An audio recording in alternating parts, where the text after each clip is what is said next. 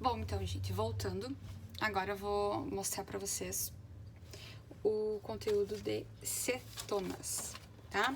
Cetonas estão na página 21, tá? Essa partezinha aqui. Pelo próprio nome, cetona, vocês já podem estar se imaginando para que serve cetonas. E é exatamente isso, tá? Cetonas são solventes, tá? Aquela cetona que a gente utiliza para remover esmalte de unha, é isso aí mesmo. Aquele lá, inclusive a acetona, que o nome comercial é acetona, vocês já vão descobrir como é que é o nome dela na química orgânica, tá? Nas cetonas, então, elas também apresentam um grupo carbonila, só que a carbonila, neste caso, ela não está na ponta, ela está no meio da molécula. Então, se lá no aldeído ele sempre vai estar nas extremidades, na cetona ela sempre vai estar no meio, tá? Então, essa é uma dica importante. A cetona sempre estará no meio. Que cara ela tem? Essa aqui, tá? Eu tenho que ter 2 carbonos e um carbono central ligado ao oxigênio. Aqui é a minha carbonila. Este carbono da cetona sempre será um carbono secundário, tá bom? Sempre terá 2 carbonos ao redor dele. Posso ter um monte de carbono aqui e um monte de carbono aqui? Posso, não tem problema. Desde que eu tenha essa estrutura aqui. Então, tudo isso aqui é o grupo funcional das cetonas, tá bom? Então, por exemplo, essa aqui, ó, H3C, C, CH3. Essa aqui, ó, é uma cetona que tem 3 carbonos. Nós chamamos ela, vocês já vão descobrir como é que se dá nome às cetonas, mas ela se chama propanona. Essa é a famosa acetona que as meninas usam para tirar esmalte, tá bom? Nomenclatura das cetonas, fácil, fácil. Muito parecido também com os hidrocarbonetos. Vou contar o número de carbonos, vou dizer o número do prefixo, vou dar o valor no 5 carbonos, prefixo pente, e no final, ó, ao invés de terminar com O do aldeído, eu termino com ona de cetona, tá? Então, O troca por ona, tá? Preciso numerar essa cadeia? Sim, preciso, a não ser que seja uma cetona com 3 carbonos. Essa, inclusive, 3 carbonos, é a menor cetona que nós podemos escrever, tá? Não tem como ter uma cetona menor de 3 carbonos, justamente porque ela tem que estar, o grupo funcional, o oxigênio, tem que estar num carbono secundário, tá? Então, por exemplo, aqui, nós temos essa cetona aqui, ela tem 5 carbonos. Eu começo a contar ela sempre do carbono mais próximo do grupo funcional, tá? Que tá aqui, ó. Eu identifico o grupo funcional, carbono, carbono e carbono. Este é o grupo funcional, tá? Mas eu vou numerar desde o primeiro carbono. Então, 1, 2, 3, 4, 5. São 5 carbonos, prefixo é o pente. Tem ligação dupla em algum momento aqui? Não, entre carbonos, tá? Não tem. Então, é intermediário an.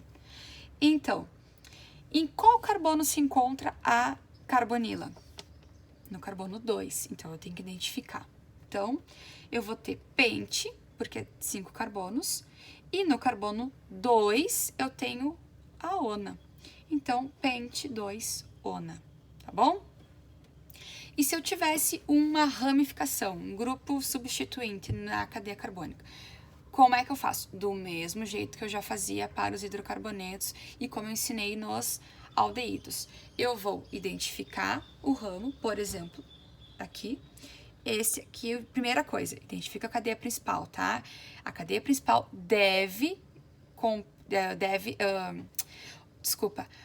a acetona, tá? O grupo funcional tem que estar dentro da cadeia principal. Então, identifiquei ela aqui, como é o número de carbonos. Vou numerar, sempre começando do carbono próximo ao grupo funcional. Então, 1, 2, 3, 4, 5, 6. Aqui tenho 6 carbonos. 6 carbonos, o meu prefixo é o X, tá? No carbono 5, eu tenho quem? Um grupo fenil, só tenho ele. Então, vamos lá. 5 fenil Põe o hífen, porque começa com H, tá? Se não fosse H, fosse but, por exemplo, nome inteiro, como é H, eu coloco o hífen, então fenil, hífen, hexan, no carbono 2, eu tenho a ona. Então, 5-fenil, hexan, 2-ona, tá bom? Propriedades físicas das cetonas, similar aos aldeídos, tá? No mesmo estilo. Para o ponto de ebulição, é o seguinte, as cetonas têm um elevado ponto de ebulição, tá? O ponto de ebulição delas é maior que dos hidrocarbonetos. Por quê? Porque eu tenho o oxigênio aqui, que ele é mais eletronegativo. Então, vamos lembrar, o oxigênio, por ser mais eletronegativo, está atraindo os elétrons da ligação para perto dele. Então, ele está polarizando a molécula. E essa polarização aqui me confere uma necessidade de ter alta energia para romper as ligações. Por quê? Porque esse oxigênio aqui, ele consegue fazer ligação de hidrogênio com uma molécula de água. Então, vocês imaginem o seguinte, ó. Eu vou desenhar aqui, ó. Eu tenho uma cetona num frasco, tá? Ela tá num frasco. Vou fazer de caneta porque ficou muito fraquinho.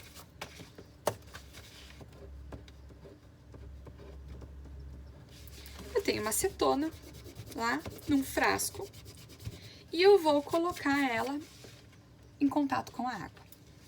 Então, imagine essa situação aqui, tá? Acetona e água. Isso aqui é uma solução. O que vai acontecer? Esse oxigênio, por ser mais eletronegativo, vai atrair esse hidrogênio da molécula de água. Então, ele vai formar aqui uma ligação de hidrogênio. E aí, com isso, eu vou conferir um caráter muito polar para esta molécula aqui. Então, eu vou precisar de muita energia, porque aqui é uma ligação de hidrogênio, lembro, é a mais forte que existe. Eu vou precisar de uma energia muito, muito forte para conseguir romper essa ligação aqui. Por isso que as cetonas têm alto ponto de ebulição. Mais alto que o dos hidrocarbonetos, porque hidrocarboneto, em contato com a água, não consegue fazer isso aqui.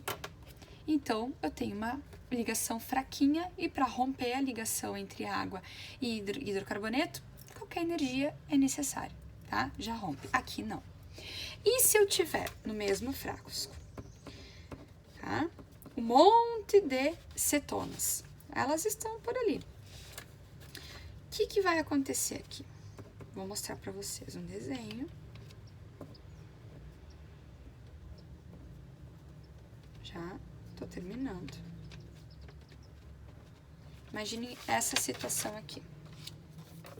Eu tenho essa cetona aqui num frasco, tá? C, dupla O, CH3, CH3, tá? Elas estão lá no frasquinho. E daí essa cetona aqui, ela encontra essa outra cetona que tá aqui, ó. Carbono, carbono, carbono, tá? São duas cetonas iguais. Só que eu mostrei um pouquinho diferente aqui os hidrogênios para vocês, tá? Aqui eu deixei hidrogênio separadinho, tá? Na fórmula traço. Este oxigênio aqui, lembram? Muito eletronegativo. Então, eu vou colocar o sinalzinho aqui negativo nele. O que ele vai fazer? Ele vai atrair este hidrogênio aqui para perto dele.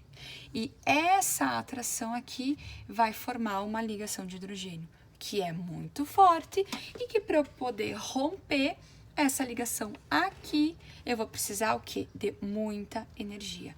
Por esse motivo que, novamente eu insisto, as cetonas têm um elevado ponto de ebulição, porque eu preciso de muita energia para romper essa ligação que elas fazem, tá bom? Entre elas. Certo? E aí, em relação ao número de carbonos, se eu fosse comparar duas cetonas. Então, aqui eu botei um exemplinho para vocês. Eu tenho essa cetona aqui que tem 3 carbonos e essa cetona que tem 4 carbonos. Qual é a diferença de uma para outra? As duas são cetonas. Só que nessa primeira aqui eu tenho uma molécula muito equilibrada, ela é simétrica. Eu tenho um carbono de um lado, um carbono do outro.